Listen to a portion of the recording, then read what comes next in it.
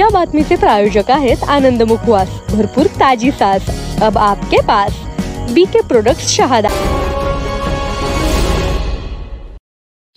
आगामी नगर परिषद निवडणुकांच्या पार्श्वभूमीवर शहादा शहरात जनता विकास आघाडीची भव्य जाहीर सभा 12 नोव्हेंबर रोजी रात्री 7 वाजता मोठ्या उत्साहात पार पडली। शहर व परिसरातील नागरिकांनी या सभेला उत्स्फूर्त प्रतिसाद दिला। सभेत आघाडीचे युवा नेतृत्व अभिजितदादा पाटील यांनी शहाद्याच्या सर्वांगीण विकासासाठी ठोस भूमिका मांडली। जनतेच्या अपेक्षांना न्याय देण्यासाठी आणि विकासाचा नवा अध्याय सुरू करण्यासाठी जनता विकास आघाडी कटिबद्ध आहे, असा ठाम निर्धार त्यांनी व्यक्त केलाय। आघाडीच्या प्रमुख पदाधिकाऱ्यांनी माहिती दिली की येत्या 2 दिवसात शहादा नगर परिषदेच्या 14 प्रभागामधील एकूण 29 नगरसेवक उमेदवारांची अधिकृत यादी जाहीर करण्यात येईल, त्यामुळे कार्यकर्त्यांमध्ये उत्सुकतेचे वातावरण निर्माण झाले आहे। सभेत नागरिकांच्या मूलभूत प्रश्नांवर लक्ष केंद्रित करण्याची गरज अधोरेखित करण्यात आली। विशेषतः तरुणाई आणि महिलांचा सभेला उत्स्फूर्त प्रतिसाद पाहायला मिळाला। सभेच्या यशस्वी आयोजनाबद्दल जनता विकास आघाडीचे पदाधिकारी व कार्यकर्ते यांचे सर्वत्र कौतुक होत आहे। की नक्की शहादा नगरपालिकेच्या निवडणुकीच्या बाबतीमध्ये आपण काय भूमिका घेतली पाहिजे।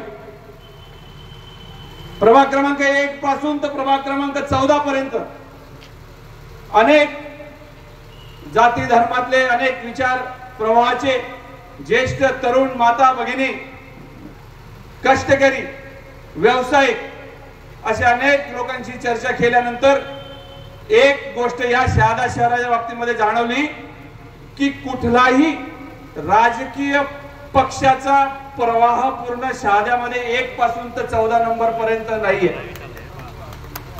काही लोकांना काँग्रेस आवडत नाही, काही लोकांना भाजपचे विचार चालत नाही, काही लोकांना कदाचित शिवसेनेवर प्रेम असेल, तर काही लोक राष्ट्रवादी पक्षाची विचारधारेवर चालणारे लोक असतात। आता माझी अडचण अशी आहे की माझे समर्थक सर्व पक्षांमध्ये आहेत